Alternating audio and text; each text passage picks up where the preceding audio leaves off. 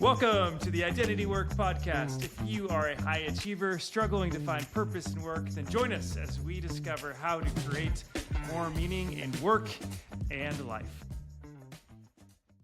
Welcome to this week's episode of the Identity Work Podcast. We are excited that you've joined us today. Adam, it is good to see your beautiful face that is just back to work. How are you doing tonight?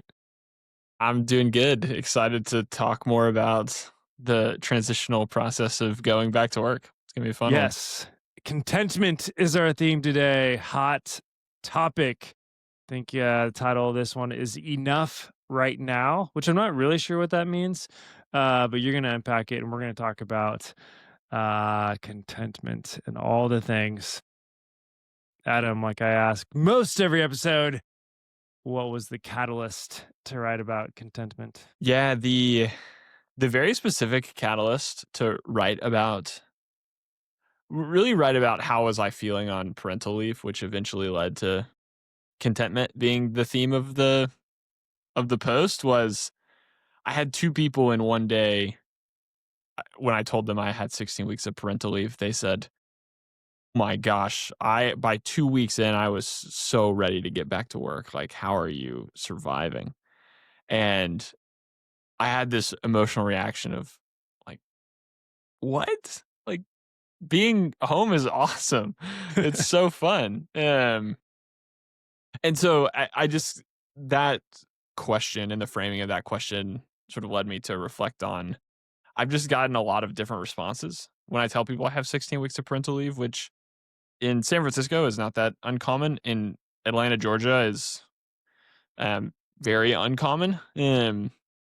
And half of the camp basically says what the questions I just got, which is mostly guys I'm talking to when I say this. Half will say, I was sick of being home after 2 weeks and ready to get back to work. And then half will say, you're the luckiest person on the planet. Like, how in the world are you ever going to work again? And two polar extremes that sort of led me to think about, like, this is unique and this is kind of crazy. And how am I experiencing this long extended period of time of my only responsibility being feeding a bottle, managing nap schedules, and changing diapers, and like reading fantasy novels for a long time? And like, how am I experiencing it? How is it influencing the way that I think about going back to work, etc.? So that's what prompted the post. Okay. Is the truth somewhere in the middle?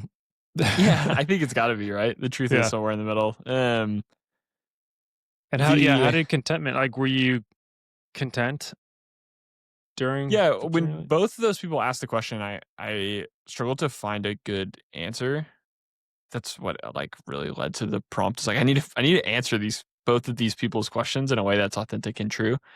And there are a couple things that I discovered or found to be true in the journey. The first was that there were lots of times in my experience of being a full-time stay-at-home parent when I was very bored.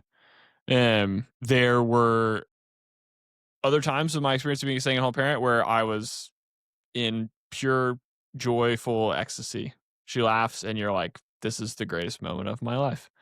There were moments where I think like even the combination of those two things gave me high confidence that I did not want to be a permanent stay-at-home parent. There was like incredibly wonderful moments, but it just didn't feel like I was fully me in that experience, if that makes sense.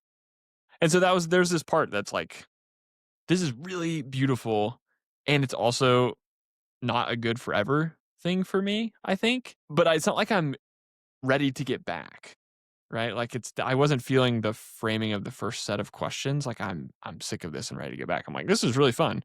And also it's not forever. So what does that look like? And I kind of came to this idea of, I'm just feeling really content in right now. And I'm also pretty confident that I'm going to feel content in the next chapter when I go back. And I felt that just was a good feeling to sort of get to this place of, we've had 44 conversations on this podcast, I think. Maybe this is the 45th, wow, I believe. we need to have a party when we get to 50. I know. We got to have a big a big Listeners. guest. Yeah. Yeah, we're gonna get sponsored by Delve Deck, and we're finally gonna have Scotty Shuffler on the podcast. Yeah. And if our listeners could give us 50 reviews or comments, we'll Also a throw good everybody milestone. a pizza Also a good party. milestone. Yeah. So I mean, we've had 44 conversations on this podcast, and if anyone has listened to even a handful of those, I think they'll quickly figure out like Adam is not very good at contentment. And he's kind of always striving for something and like wrestling with deep questions and generally like in a in more of a bumpy water ocean situation than like calm peaceful stream. And this felt really it just felt like beautiful that I was sitting in this space and just happy and content and not looking towards the future. So I took it as a Celebrate that. That's yeah, I took it awesome. as a great celebration. Great. Take a moment to be in the present and to celebrate. Yeah, contentment. And like always, which is one of the things I love about you, you always bring it back to the research. And there is some research on contentment.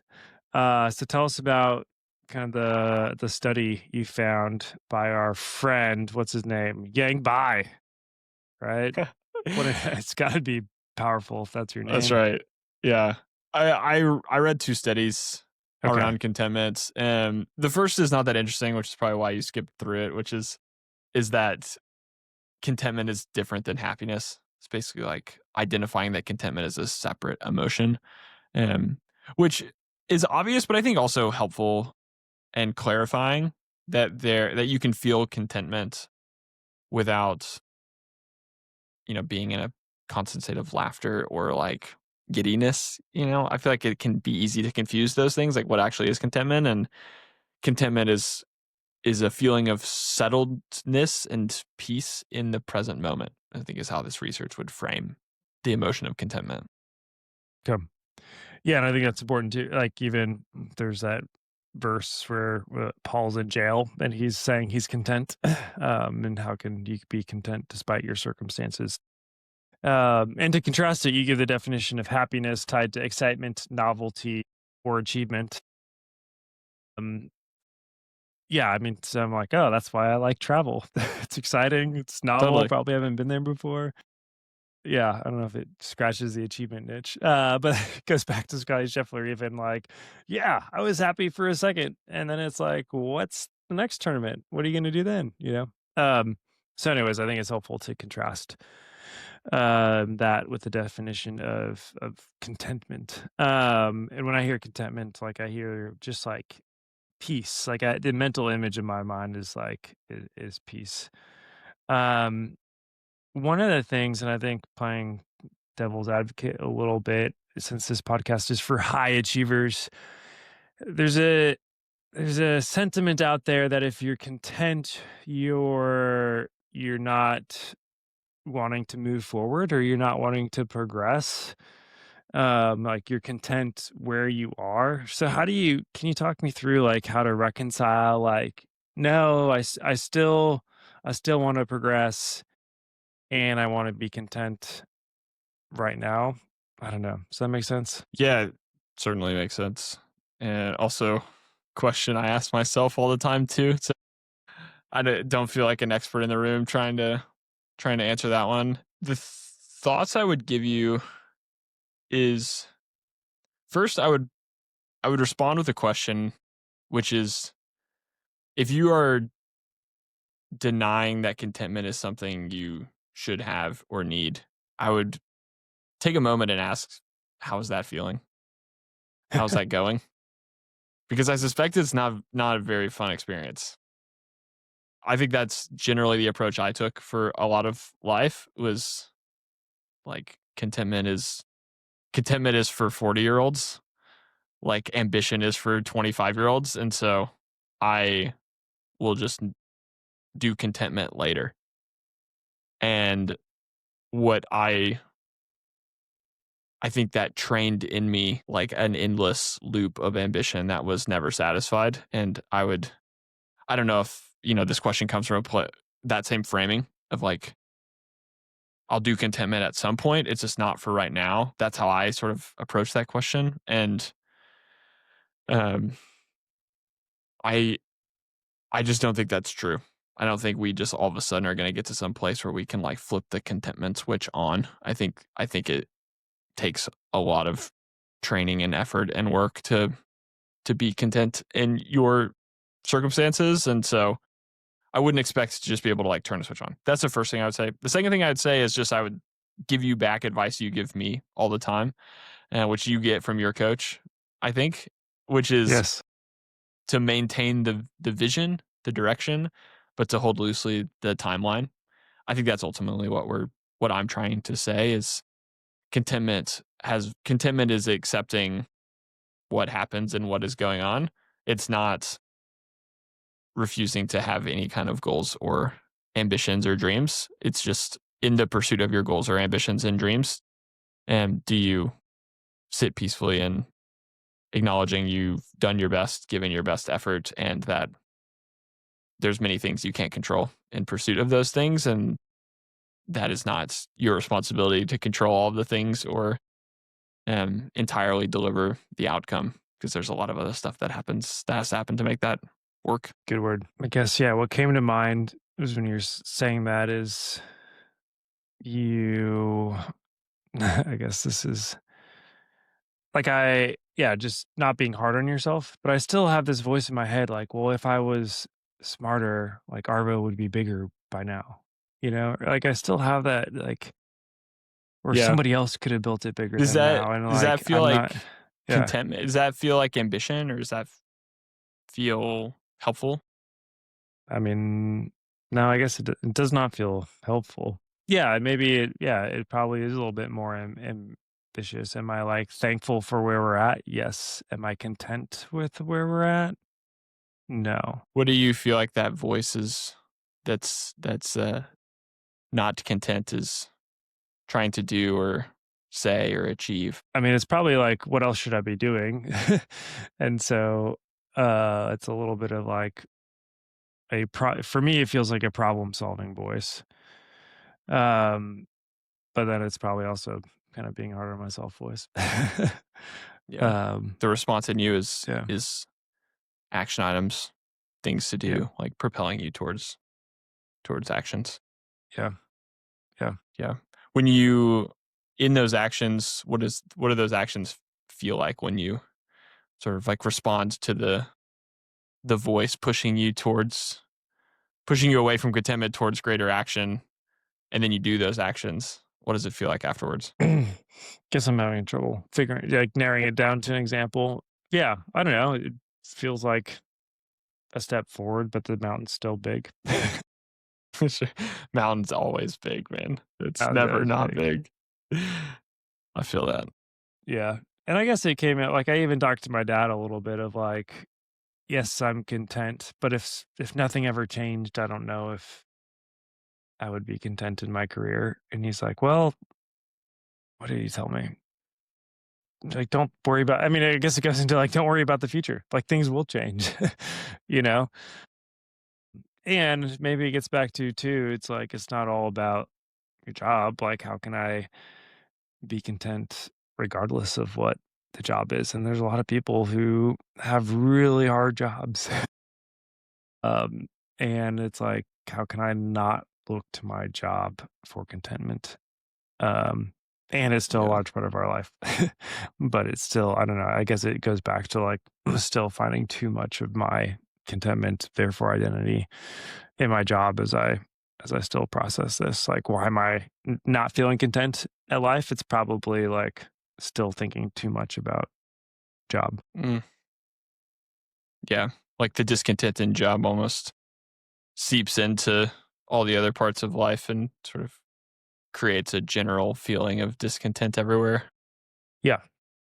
Yep. Yep. Yeah. And I need to Yeah, I feel reorient that.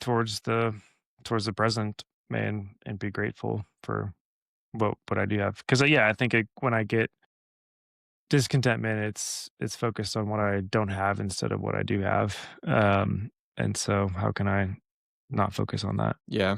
Yeah, it's easy to tie job to other aspects of life. If I could do it all the time, particularly via the the bridge or tunnel of money.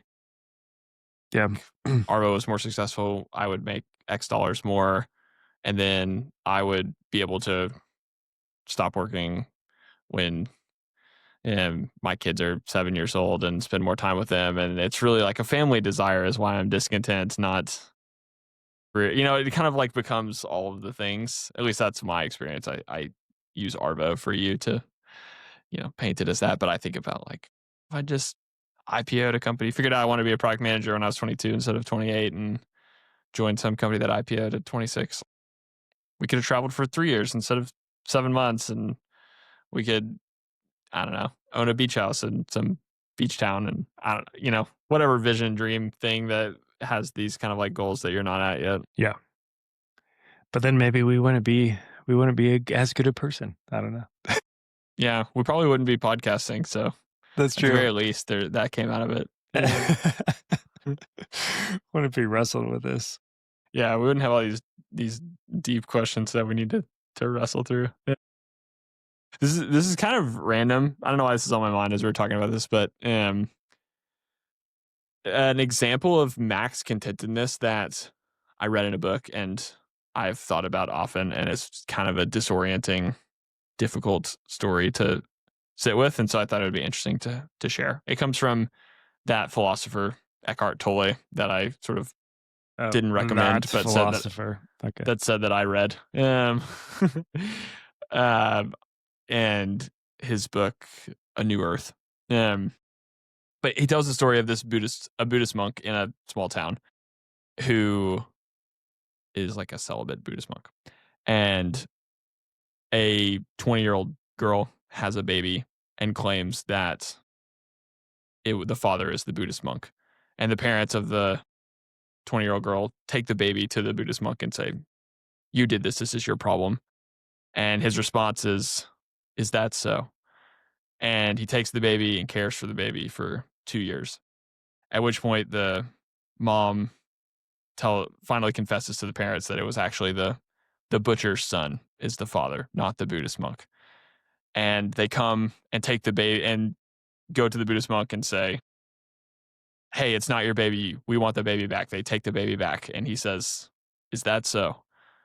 And that's the end of the story. And you can imagine, like, I feel like in both circumstances, my reaction is like, "What the heck are you doing?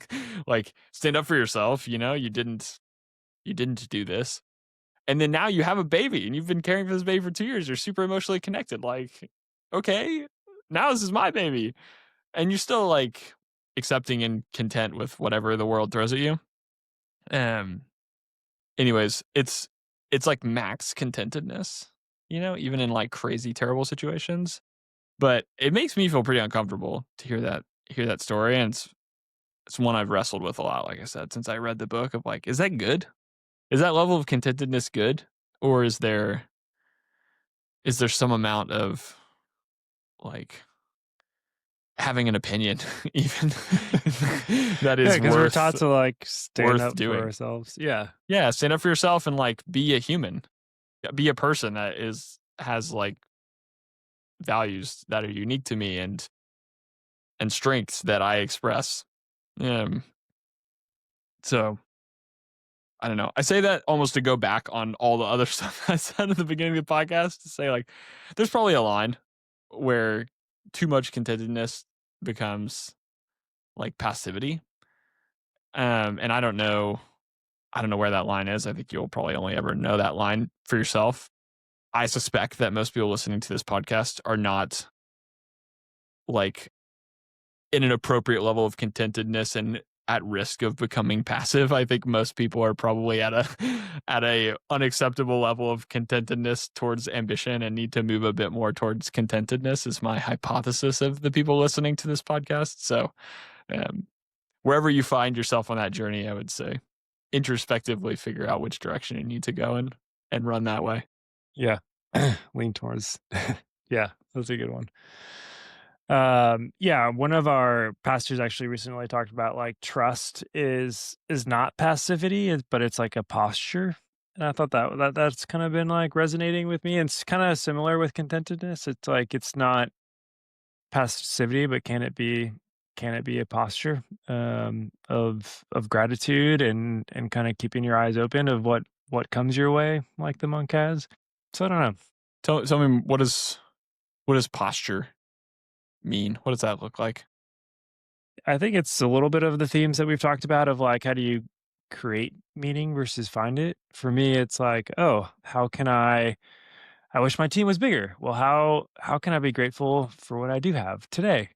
Um and yeah, so I think a lot of it is gratitude and living in the present. I think it's yeah, more of like the mental models shift is kind of how I imagined it versus yeah, versus like being passive and just like, oh, trust everything's going to work out. So I'm not going to do anything today, or trust that God will provide. So I can just sit here.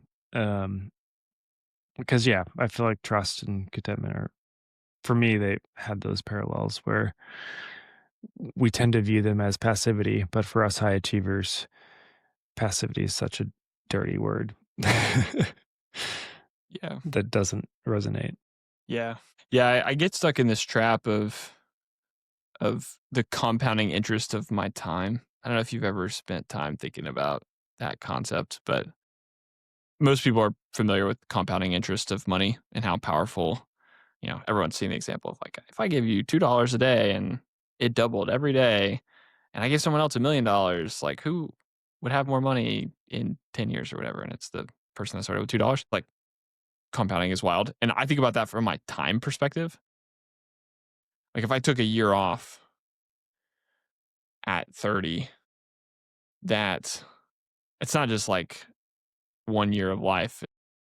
It's like 1 year of progress that compounds for the next 10 years after that, that eventually leads to like being way Yeah. higher on some ladder than I would have been if I took that year off at 40, right? Like every year you give up. Like there's a conversation we had a lot at Bain was like the further you climb this ladder is very steep. And so every year on this ladder is like 2 or 3 years on other ladders. And so you should stay on this ladder as long as you can and hold on and hold on and hold on. Cause then you get to exit like at year 12 of another ladder if you make it 4 years on this ladder. Um, and that's kind of like always true. Then you get on the next ladder and it's like, okay, well, this ladder's 1 year is 2 years on that other ladder. And I don't know. I feel like I've just stacked that stuff on top of myself for a long time and It's more it makes pressure. like, yeah, it's a lot of pressure. It makes taking a week of like not max performance, gripping hard and like ripping, feels like wasted time somehow. That's like way bigger than just like I was kind of sick, so I took a day off. I don't know. That feels like you should be okay taking a day off. It's not gonna like sacrifice compounding interest for the next 20 years of your life. But honestly, that's the spiral I can get myself in. That gives you insight into my brain. It does. Yep, I think and a lot of us can relate. Yeah, even after we've been talking now for what are we, 24 minutes, I still struggle with balancing contentment and I think we're gonna struggle with that forever, and to be honest. ambition. Okay. I think that is It's just yeah. the high achiever's dilemma. That's a good podcast title. Yeah, there we go. Mark that, the high achiever's dilemma, teeter-totter of contentment and The ambition. Yep. seesaw. Yep, seesaw. There we go. All right, should we move to our always on questions? Let's do it. All right. Sponsored today by Delve Deck. Oh, we already answered that one actually. What are people too judgmental about? Which I still think about your answer every time people come over. It's like people don't care if I have a clean house. These are tough. What was just a phrase for you? That's like boring. We did that one too. Wow, we've been doing 44 episodes. We've done some. Yeah, we've done a lot of dumb deck questions. Yeah. What is a lot more popular than it deserves to be? A lot more popular than it deserves to be. Do you have a good answer to this question as I ponder a little bit? I mean, it was easy to say like TikTok or Instagram. It's not that like Yeah, Taylor Swift came to mind, but that's just like any human becoming a god, is like gonna be more popular than anyone deserves. She's great, but it's just gonna be too much. Yeah. This is a super hot take. Oh, this is such a spicy take. I'm sorry for like all of my upbringing. I think sports are kind of overrated. Um, like fanatical fandom, which I recognize that's like the same word in different Great alliteration. word context, is I don't know, like I was a huge sports fan through high school, and in college I just kind of like stopped being one. All I did was go to college football games because I was in college, and then after that I really stopped. It's like my life is no different, and it's only better. Like on weekends I'm not depressed 50% of the time because my team lost.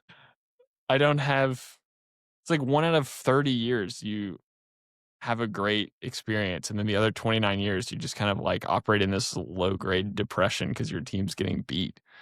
I don't know. Anyways, that's a hot take, but sports I'm with you. sports Yeah, fandom. and when you said that, fantasy football also came to mind. But it's great. All right. Is there an analogy to bring this point home today? Analogy, metaphor? I think we could go with the seesaw. I like the seesaw, um, with the goal being to balance the seesaw. Not the Yes. normal goal of seesawing, but in this seesaw, that's the goal. Definitely. And what's the question I should ask myself, others should ask themselves as they finish their commute home today? Yeah, I was thinking about this. I would maybe not give you a question, but I would give you a tiny exercise, which is to spend a minute, 2 minutes being very focused on a mundane task. Like don't listen to music while you do it, like washing the dishes or eating breakfast or something that you typically blow through in a day. If you're driving and listening to this driving, like turn the music off and just sit at a stop sign and look at the stop sign. Um, and just try to be very present on whatever's happening around you for 2 minutes with no additional noise. That's my exercise for you for the week. Okay, I'll do it. Thank you. All right. And with that, thank you for listening, for your support, for your texts, for rating and reviewing the show. We love you, listeners, and we're excited to see you next week. Ciao. This show has been brought to you by Arvo Advisory, a new category of consulting company, half management consultancy and half executive communication and PR firm. Arvo works with great leaders to craft and communicate their strategy to achieve change and create valuable companies. Find out more at arvoadvisory.com or follow us on LinkedIn. And finally, if you've been blessed at all by this podcast, please remember to rate and review the show or share it with a friend. And with that, go forth and know that you are loved because of who you are and not because of what you do for work. See you next time.